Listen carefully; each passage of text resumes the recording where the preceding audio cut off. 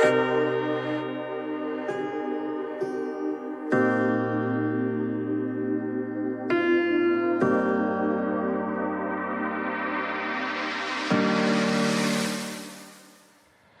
now let's add a little bit fun for our conference. So we already talked about IT trends. We understood what will happen next.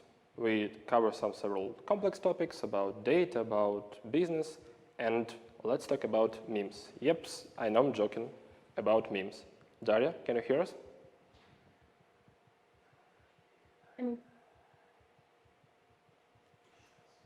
Excuse me, Daria, can you hear us? Can you see us?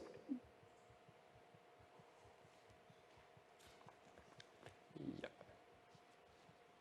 And now? Yeah. Cool. Great. Welcome. How are you doing? Thank you, doing good. How are you? Great. How was your day already? I'm watching a lot of different interesting topics. I'm here from the very beginning of this day with you guys. Yes, so my day is really productive. Yeah, thank you very much. Thank you for joining. And what you will tell about us today? Yeah, so today we will talk about data analysis and memes, as I promised. So, The floor is yours. You will see everything in my report. Yeah, sure. The floor is yours. Yeah, please welcome Daria. Thank you. Okay, hello everyone one more time. My name is Dasha, and today we will find out what caused such a clickbait title of my report and why data analysis is about memes. Let me start by saying a few words about my background. I have been working as a business data analyst for more than 2.5 years already. During that time, I work on projects in different domains like medical insurance, healthcare, sales and pricing, and a lot of more. I also have one experience interacting with product owners, business analysts, development teams. And in addition, I have been analyzing memes since I had the internet at home for about 10 years. And I'm very glad to be present here as a speaker, although I managed to attend this event both as a participant and as a facilitator. In general, I hope my report will be interesting, useful, and memorable, definitely. So let's move on. And why data analysis about memes? When I was preparing this report, the things came to my mind that I'm good at. These are data analysis and memes. Well, in fact, the memes in this report are used for better memorization, like memes memory, and to help create connections with what I will share with you. The entire following report is built in the format expectation reality that you encounter while working on projects related to data analysis, my personal experience and insights that I would like to share. It will be useful, I believe, for both who want to try themselves as a data analyst and those who already have the practical experience and have faced similar situations. So my aim for today's presentation is to give you information about first, one flew over the data project's nest. Here we will talk about, you will not believe what data projects are, how are things going with documentation for them, touch on the concept of big data as well. Dashboards and everything you wanted to know. What failures can be in the design, how not to make useless dashboards, why best practices don't always work, and data analyst BI tools hands, strongnesses and weaknesses of BI tools, unexpected mysterious errors, and difficult to pronounce titles, and a lot of more. So I hope that you're already excited as much as I am. So let's start the first section. First, I would like to talk about the fact that DBA and BDA are different positions, and the location of the letters in the abbreviation matters. So we all know that DBA is used to define the role of database administrator, and BDA is already about business data analytic. There are a couple of definitions of business data analytics, and one I like the most was provided by the book Knowledge Base, and it defines business data analytics as a practice by which a specific set of techniques, competitions, and practices which are applied to perform the continuous exploration, iteration, investigation of past and current business data in order to obtain insights about a business that can lead to improved decision-making. So describing this process, it is necessary to start with that the business data analytics process consists of 6 main stages, which I will show you in this diagram. In principle, the flow begins is standard with a definition of research questions. After that, we look at what initial data we have so that we can find answers to these questions. Next, the data analysis stage begins, during which even more questions may appear, many questions, few answers. Therefore, a step of returning to questions, their modification is possible. After the analysis, you need to interpret the results. Here, you can also return to the origins of the first stage. And after we have analyzed everything and found answers to the questions we wanted, we can use the results to make an informed business decision. Well, further, same old, a new day, new questions. And the 6th stage runs like a red thread through this entire flow to manage the business analysis strategy at the organization level. Okay, and usually, having learned all onboarding information, one of the first questions to ask in the data project is about, do you have data documentation, data models, data schemes, at least something? And to be honest, I often feel like the character of this meme. Every time I start working on a new project, every time I'm crossing fingers, maybe lucky this time, and the project will have up-to-date documentation or at least some documentation. But to be honest, no well-documented projects in my experience, unfortunately. Here you can see the quote I like about the documentation. Documentation is a love letter that you write to your future self. So even if you have been working on the project from the very beginning, let's say for a year, and you need to change some business rules or business logic, you may not remember why such business rules were applied here. If this is not documented anywhere. So you have to spend a lot of time restoring this information, and you can spend this time on some more valuable tasks. I will show you what types of data documentation could be. There in general, this is not the whole list, but the main ones. So the first type is data dictionaries and glossaries. They are a list of the main terms that are used in your domain and data. In practice, I became convinced on their usefulness when we started adding them to the knowledge base from the very beginning of the project, and they helped us a lot to speak common language. Entity relational diagrams gives us understanding on with what a business solution model is, and a database scheme is something like a blueprint used by the database administrators to create databases and developers for filling data in this database. Initial data collection report, it described the process of how we identified what data we need, where we will take it from what, and at what stage we include in the final version. And data quality report. If you have any gaps in the values, are there reasons behind those gaps? Are there any inconsistencies of the writing of some fields? Are there outliers in the data? And a lot of more. So here I provided you with data dictionary example. Templates could differ from, but the main columns usually are column name, definition, data type, is this field required to know. Sometimes data warehouses could generate this for you, but if you have different data sources and different data warehouses, they will not have a similar structure maybe. So it's better to store these in one place and provide your teammates with similar structure. So I want to suggest the tool which could help you in this, and this tool is data catalogs. What is data catalog? Data catalog stores metadata about your data. I could say that I'm ambassador of data catalogs. So I would like to ask you, please type in chat whether you heard or worked with data catalogs. If yes, with which, I would be interested to see this information.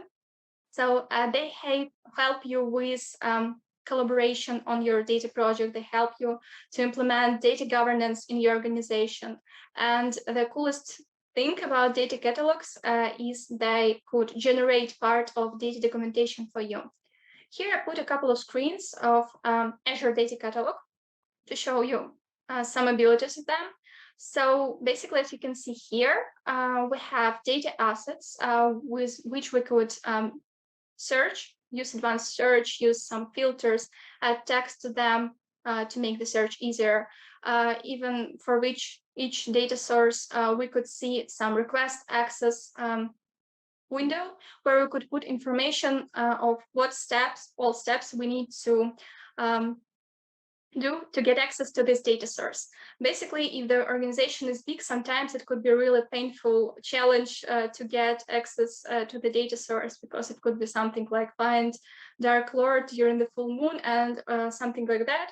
But if we will store this information in one place, so it will be step-by-step instruction. First, we need to fill this form, then we need to get approval from our manager. After that, we need to apply an email to service desk, and then we will be able to get access to this data source. It will save a lot of time, and you will not be getting access to this data source for 2 weeks or more. One of other cool feature is they could generate connection strings for you. So basically, from this particular type of data catalog, Azure Data Catalog, you could open connection to a data source in Excel or Power BI, for example.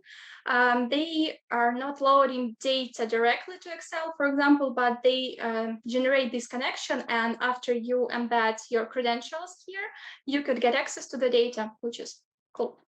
And then for each data asset, we have a lot of useful information, for example, data profiles, some main characteristics of your fields. We could preview the data, so we don't have to establish the connection to the data source and query the data. We just can search for data asset we need and see what type of data, what type of columns, what type of values we have here. So it saves our time as data analysts. And as well, one more cool thing is lineage. You could go step by step from initial source where you're correcting data and then to the dashboard you're building. And the last but not least, glossary, as I mentioned earlier, is an important type of data documentation.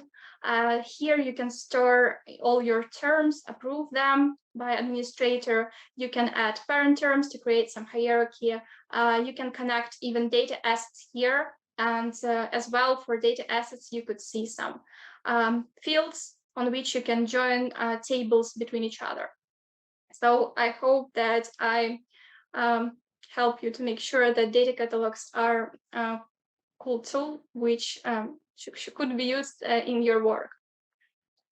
And when you hear about the data analysis position, the first expectation that you may have is that you will be working with so-called big data. And in the end, you get some 4 Excel files that need to be joined together and used as a data source. But at the same time, there can be definitely complex operations on the data itself, some cleaning and connection of these files. And if we're talking about big data, there are different concepts for defining this term. There are 3V, 5V, 8V, I even saw 10V. So I will describe you 8V of big data. So the very first criteria for consideration is volume. If the volume of data is above gigabytes, it is only considered big data from a volume perspective. Velocity means data generation speed, how frequently it is delivered and analyzed. Variety of data means different data sources. Big data can deal with any data format, structured, unstructured, semi-structured, or even very complex structure. Veracity helps to determine whether the data is coming from a reliable source. Variability, data contains different data types, could be visualized in different formats. Value, simple, business value of the data. Visualization, there's an opinion that unless data is represented or visualized in a meaningful way, there is no point in analyzing it. And validity, it has some similarities with veracity. Validity of big data means how correct the data is for its purpose. I think the most important and that I faced in my practice are volume, velocity, and variety. Intersection of them is already enough to define the big data. Others are just bring more additional details and are slightly similar to each other, I would say. So Gartner says that 70% of organizations will shift focus from big data to small and wide by 2025. And why so? So distractions as COVID-19 pandemic is calling historical data that reflects past conditions to quickly become obsolete, which is breaking many production, artificial intelligence, and machine learning algorithms and models. While small and wide data approaches, they require less data, but still offers useful insights. So both these approaches facilitate more robust analytics and artificial intelligence, and at the same time, they're reducing an organization's dependency on big data. So the future is hazy. We'll see what 2025 will bring to us. And that covers the first part of my presentation. And now let's talk about dashboards and everything you wanted to know, but maybe were afraid to ask about them. When we start working with stakeholders, one of the first rules, objectives, is to make the stakeholder happy. Sometimes, despite all the efforts on our part, this cannot be done, as in the case that I will now share with you. A stakeholder came to us with something like this dashboard mockup, where he wanted to see a lot of data for all his products at once. So let's say he had 7 products, and for each of them, he wanted to see all these KPIs, bar charts, pie charts. And at first glance, this dashboard, you can see that this is not the best solution. If you agree with that, please type plus in the stream chat. And why? Because the horizontal extent of the dashboard is too large and too much is gathered here. And these concerns from our side were voiced to the stakeholder, but he insisted on implementing everything according to the mockup. And after finishing the development and demonstrating the dashboard to the stakeholder, he wasn't happy with the wording. I thought that it wouldn't be so horizontal. And how did we get out of this situation? After all, we divided the dashboards by products, so one dashboard for one product. We made our own with the design that you can see on the slide for each. Here, all the metrics are located better, and we could switch between the products by changing the filter value. And to compare the products with each other, we made an aggregating table with the values of the indicators. And yeah, beautiful dashboards are important, but not enough. It's not the main purpose of them. And usually you hope and expect that your dashboards will be useful for customers and they will be using, not just watching them. And so in this point, implementing interactivity in our dashboards will help us a lot in this.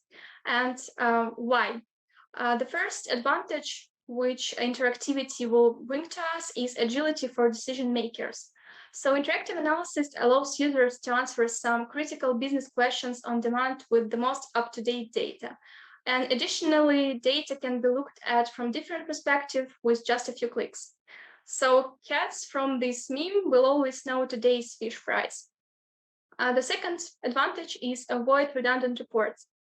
You need only one tool with interactive features to quickly adapt the displayed data instead of create 10 static PowerPoint slides. But anyway, I would say sometimes we're faced with clients who exports our dashboards to PowerPoint presentations. Less IT involvement. So by allowing users to perform their own ad hoc data analysis, a company can save valuable IT resources time, and then the IT department can then concentrate on IT tasks, so some other urgent and valuable tasks. Speed. When we are using traditional spreadsheets or PowerPoint presentations, data is inserted manually, once, and updated manually. With modern reporting tools, there is no need to do so. Real-time dashboards provide real-time or up-to-date data, and this increases speed of getting answers. So we should be like turbo heroes, not snails. And one more is productivity. As we discussed when we were talking about big data, the amount of data that is collected and needs to be analyzed is continually growing, and some static tables with millions rows and columns for paper sheets cannot help us as much as they used to. And self-service BI tools enable users to interact with the data on their own and use modern technologies that will increase their productivity levels for sure. I think we became convinced that interactivity is important and how we can bring it to our dashboards. There are a lot of cool interactive features that you could use for this. I will provide you with some top I like the most. So the first one is dashboard chart filter or click to filter. And the concept of this is when you click on some data elements, as you can see from the example, you could click on Australia and all KPIs and bar charts will be filtered accordingly, as well as some bar points. And it's really would help you in saving space. So you don't have to add 20 additional filters you need to your dashboard. You can just use this interactive feature and save space and make your users more happy in interacting with your dashboard. Drill throughs and crosstalk filters. They allow users to look at the data from different perspectives. For example, you could expand KPI value into more detailed view and distribution, as you see from this example. So you switch to different view with the same filter set. Crosstalk filters are useful for multi-page dashboards. Let's say you have 10 pages dashboard and you have 6 filters on each of the pages, and your users will waste time setting up all the filter values same for each of the pages, and you could help them to save their time by synchronizing filter values. Drill downs allow you to put some additional hierarchy into the view. So the most common use cases are put some date hierarchy, so you drill from year to quarter, then to months and day, or category, subcategory, or like in this example, channel and countries associated with this channel. And last but not least, custom chart tooltips. Usually all best practices recommend you to use all abilities of tooltips to provide additional details to your data. So you can put additional fields. You can make information about your visual more meaningful. You can even put some text narratives here. And also you can put reports in tooltips, which is awesome. And often we will expect that best practices will always work, like with these tooltips, but in reality, this doesn't always turn out to be the case. Let's imagine that previously your users were working only with some Excel spreadsheets, Excel pivot tables, and PowerPoint slides and diagrams, and now they're just only started using some BI tool like Power BI or Tableau. And at this stage, they don't need all possible features that you can afford them from the beginning. And from start, they would be good with just a digit from the tooltip for their purposes. And definitely any functionality takes time to implement. All these features could be overwhelming for them. So you will spend a lot of time training people. So conducting some webinars. On one of my projects, I was called professor because I had to do a lot of such webinars, Q&A sessions, trainings, and your task is to teach them, to show advantages. I would say even sell this BI tool to them. And of course, writing manuals. I would say it's like a big part of data analyst's work to help your users, to teach them how to increase productivity of their work using such BI intelligence tools. So I would say it definitely depends not only on your side, but on people's motivation as well, because you can't teach them without their desire to learn something to teach using this tool. And of course, on company policies, whether company is ready to invest in people like workers' time to help them teach and increase productivity of their work. Moving on to our next point. I don't know about you, but I always want to work on my dashboards by myself. from start to finish, but it doesn't always happen that way. And what to do and how to organize this process. So the first thing I will recommend you is use naming conventions for folders, for dashboard names, for calculations. If we will take a parallel with some software engineering practices, we could organize our Power BI service or Tableau Online with folders like dev, test, and production, and it will help us to test our work more carefully and to deploy this into correct environments and make sure that everything is okay with it. And it helps a lot in knowledge transfer. If someone or onboarding, let's say you have some new data analyst joined your team and you want him to be too fast getting convenient with all these dashboards already developed, or you could help him in organizing this process. So it helps a lot on all these aspects of work. And the second thing is using, again, software engineering practices, for example, version control systems like Git. Maybe if there are only 2 data analysts on the project, it will be more convenient to you to use just send each other files into some messenger, but you should always think about your future team growth and organize the process from the beginning in the correct way. So you will be able to see all the changes. You could revert to some previous version. You can see some in commits, some comments, some practices, some new features implemented in the dashboards. And it also be useful to avoid the last previous version of the report. Again, clear comments and clean code. I would say that for some BI tools exists a lot of open source tools which would help you with your code formatting, for example. CI/CD automation takes place too. For example, in Power BI, you could automate your deployment pipeline using APIs and Azure DevOps, and it also requires using Power BI automation tools extension. Let us now turn to BI tools as our helpers. As I always say, I can choose my MacBook for my work because then I will cut off my right hand because Power BI works only on Windows operation system. And maybe you have such expectation that one BI tool can do everything, but spoiler, it's not like that. A perfect, fully functional BI tool doesn't exist, and you could face with situation that you're working with some little known tool where you can change colors of categories. But I would say that even great and well-known BI tools have their weaknesses.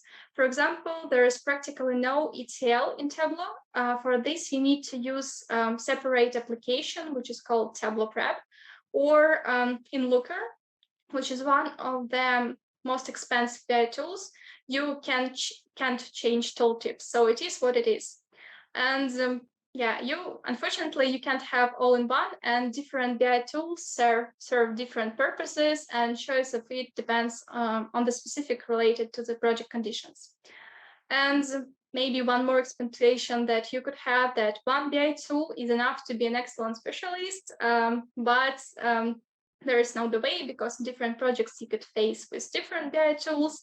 But if you know some principles of it works, you will learn this new BI tool fast, because mostly they all work on common principles, maybe on some SQL queries, on drag and drop functionalities, and so on.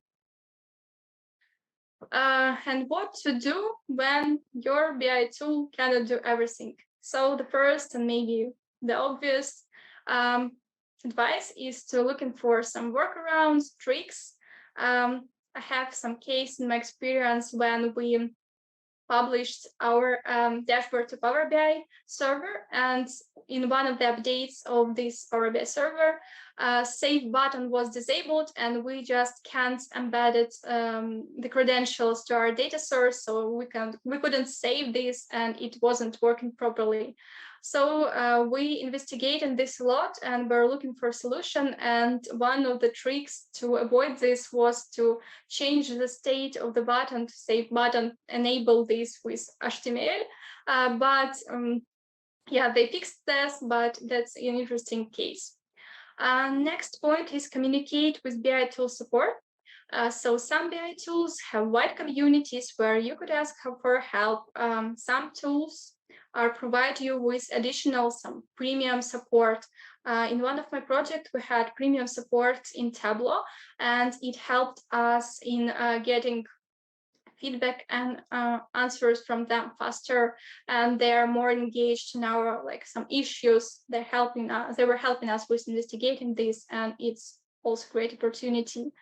And if possible, request features. For example, if you are working with this weak BI tool, not well known, sometimes you could have great interactions with its developers, so you could communicate with them. One of my projects, we had such once per week sessions with such BI tool developers, where we put all our thoughts to the spreadsheet about new features, about some editing of existing functionality, and we discussed with them our thoughts, and they told us whether it's possible to implement or no. If yes, then when. And it's also great. For some well-known BI tools, Power BI, for example, you could put your idea and functionality to the forum. People could vote for this, and maybe someday they will take this feature to their backlog and will release it in new version. This doesn't always apply to BI tools, but I think we always expect errors to be clear and even include steps to solve them. But sometimes you get not an error with detailed explanation, but just error number. For example, in Pyramid BI tool, you get just code, number, letter, and that's all. And sometimes debugging such an error could be not an easy thing. And because there is no documentation about this tool, never anyone faced with such situation before. So the first thing you could do with this is to reach out to community, to teammates, maybe someone faced with such cases, or try to recreate all your actions step by step, try to investigate at which step something broke, and you will be able to resolve this, I'm sure. So, ma'am, as a gift, what do you call this BI tool? Please type your response in the stream chat.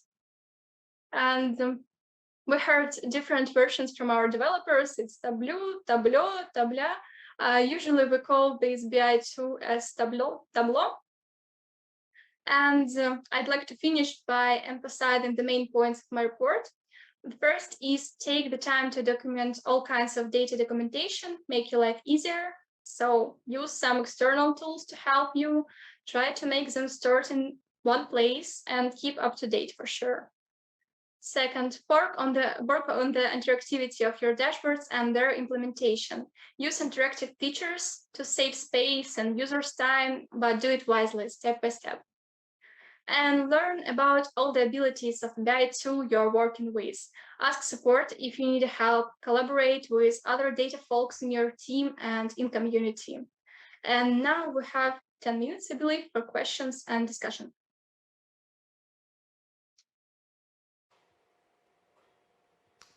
Okay, let me open the chat. Yeah, hello. First of all, thank you for such an amazing lecture, and we now understood why you talked about NIX and data analysis in the same topic. Yeah. Thank you. Yeah. Thank you much. And if you're ready to jump to question sections, you're welcome. Okay. So the first question here is what the process of integration of data catalogs to the already working build system. So I would say that the process will take the first step is to choose the data catalog which serves your purposes. So it depends maybe on the environment which you're working with. So for example, if all your resources are stored in Azure, and you will be more convenient using already Azure data catalog. But sometimes you can use some open source, some startups data catalogs. And yeah, first step is to choose data catalog for your purposes. Second one is to list all the data sources you have and to add them all to the data catalog. It usually has a lot of data connectors, so you will be able to find your data source type and easily with a few steps to choose which data source you want to add, and then choose particular tables that you want to document here, and to load these to your data catalog. The second step is to fill your glossary, I believe. Because you will have to put all your terms and connect it with your data assets. And then when all your data sources will be registered and glossary terms will be here, you can assign a data steward which will control all this, or two of them, I don't know which quantity will serve your purpose, but they will control all this data catalog functionality and correctness of the data here, and then they could teach users to use it. So basically, there will be definitely, as I said, trainings, webinars, maybe to engage people in your organization to use this data dictionary.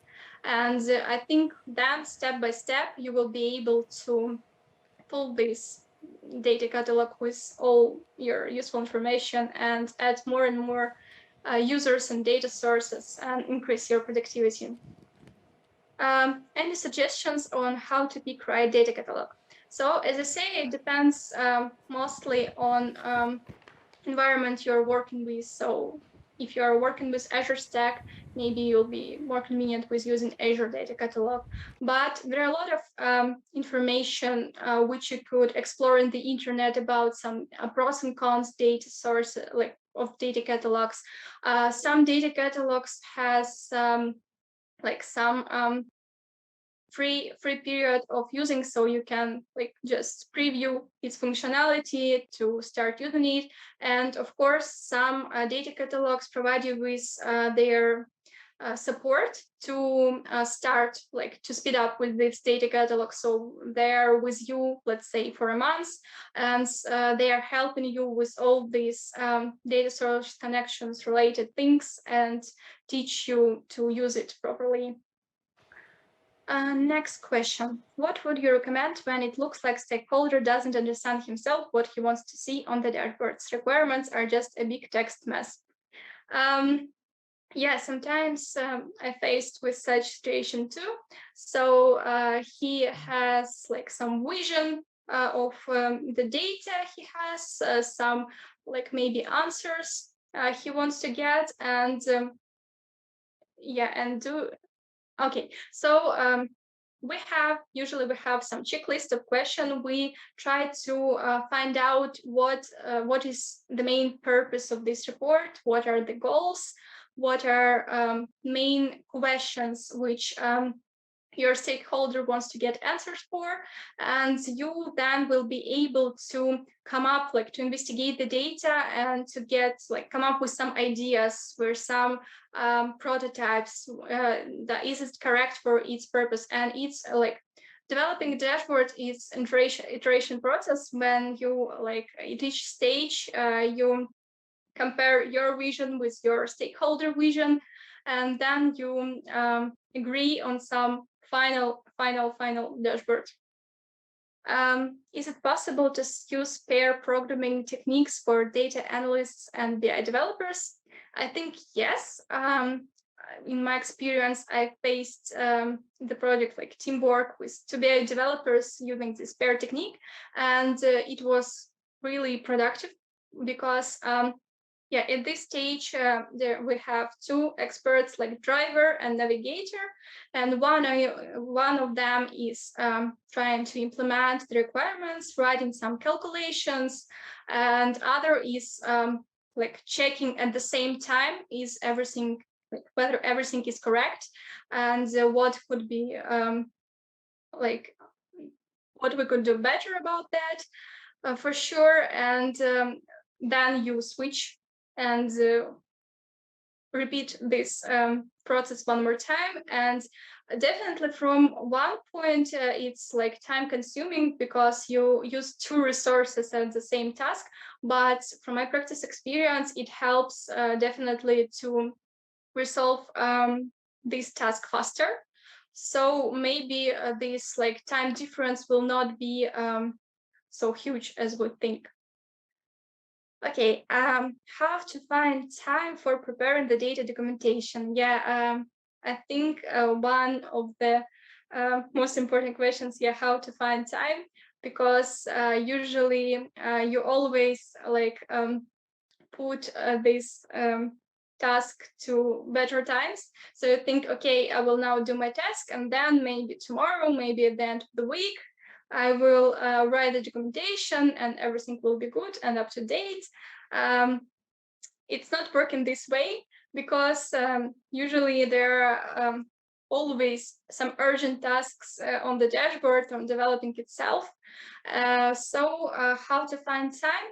Maybe if you are working with Agile, with sprints, let's say 2-week sprints, you could organize your work like, okay, all sprints I work on some data requirements, on developing dashboards, and then last day of the sprint or two last days of the sprint, you like preparing this documentation, and you set your, I don't know, Slack or Skype status as don't disturb. I'm preparing the documentation, and you know that these 2 days are fully you and data documentation. Okay, next question. What are the first steps in implementing interactivity in your dashboards, and how to make it more understandable and user-friendly? Okay, that's a great question. Probably the first step I would recommend you is to provide like implement drill downs on which I was talking you like about earlier. So for example, usually users like this drill from data hierarchy from I wanted to see like quarter data, but at the same time I want to see months data. So I will be glad to have this plus icon with which I could drill from one view to another, and then I could like expand or like this data and get to know it better. So usually we start with implementing some drill downs. So drill throughs, yeah, it's, I would say, it definitely depends on your use case because you as a data analytics expert know better when to use some techniques, when it's correct for purposes of these dashboards. And in some cases, yeah, you see that from your expert point of view, there are a lot of like visuals or a lot of information here, and you start analyzing how to save your space. So you keep in mind with best practices so that user can focus only on, let's say, 4 visuals, and he wants to see all the information, like the most important on the center of the dashboard. So if you see that you already, you wanted to like analyze everything and you put already 10 of these visuals, you can think about how to maybe divide this dashboard by pages to combine them answering with one question, or to implement like drill throughs, which I was talking about, which will save these filter values and help you to drill from one view to another with time saving. So I think that's all questions. Thank you so much for your attention. I'm very glad to be here as a speaker. Thank you very much, Daria. You're amazing. But we won't let you go and have several questions from our audience to answer for you. Okay. So if you're ready, we have two of them. So Yeah. first of all, it's a really nice question. So how did you prepare the performance today so well? So any tips or tricks for our new speakers, new employees? Okay, actually, the first thought of this report came to my mind on almost 1 year ago. So I started preparing my memes from memes, actually. But then I tried to dive deeper to my topics to prepare some also as well, not fun, but useful materials, a lot of practice, a lot of cross checks with my teammates, which helped me a lot to bring like some this information in a more meaningful way. And thank you. A lot of practice, I would say. Yeah, practice is only practice. Yeah, and Yeah. the last one, but not the least. So what was the most challenging dashboard in your career so far? If you can tell a little bit more about it. The most challenging dashboard. Yeah. Okay. Yeah, I could tell this. So it was the case. Yeah, I started to work on one project with, let's say, Pyramid BI tool, and it used like NIX script language. It has some common features with SQL, but it's slightly different concept of working with the data. And the most like challenging task was at first to dive deeper in this MDX and like get to know better how to use this query language to get the data and to build the report. And as I mentioned before, there is no like documentation for Pyramid BI tool, so you have to learn from your like your own practice clicks and to find out, okay, what this thing is doing, what this one is doing, and it just take a lot of time. But then once I prepared one of these dashboards, I couldn't dive into details a lot of like about thematic or some additional details about the domain, but it was challenging for because maybe not all BI tools are 100% similar. So yeah. Thank you very much. Yeah, sometimes documentation Thank you. may cause challenges. Yeah. Yeah. Thank you very much, and we wish you have a great evening. Yeah. Stay safe. Thank you. Have a good evening too. Yeah. Bye. Bye-bye. Bye-bye. Yeah, and now we would like to remind you one more time that we together not only to show our good speakers, discuss interesting topics, and also to support and donate to our military force and rescue force. Now you can see a QR code on the screen, and also you can check our website, official social networks, to observe more information about volunteers' work, about how to help Ukraine, because only together we can win the war. Ми бажаємо нагадати вам, що наша конференція – це спосіб продемонструвати світу незламність України, його народу, його душу, нашу єдність і готовність відстоювати наше майбутнє. І ми дуже дякуємо всім, хто долучився або ще планує долучитися до донатів на користь ЗСУ та наших рятувальників. Користуйтеся QR-кодом, який ви бачите зараз на цьому екрані, або можете перейти по ссылці на нашому сайті. Ну, а ми вже повернемося до вас вже за декілька хвилин. Не переключайтесь.